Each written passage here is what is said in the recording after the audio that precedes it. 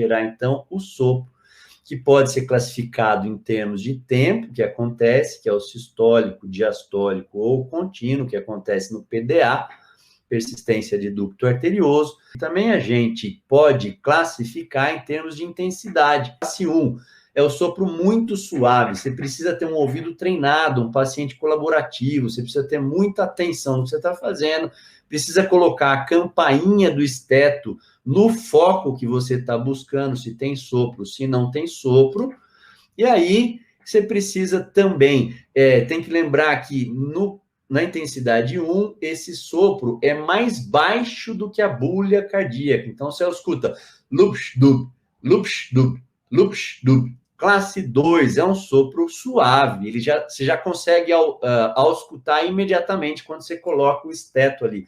Só que ele ainda é mais baixo que as bulhas normais. Depois você vai para uma classe 3, que é um sopro mais moderado, e ele é tão audível quanto as bulhas cardíacas. Então, ele já se mistura com as bulhas.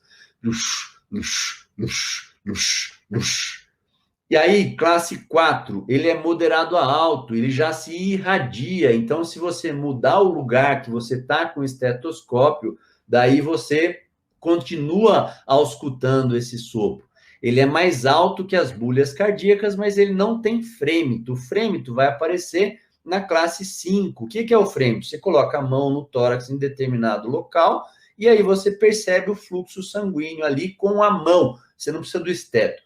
E a classe 6, que é um sopro bastante alto, tem frêmito, e você não precisa encostar o estetoscópio na parede torácica. Só de aproximar o esteto, você já consegue perceber o som do sopro.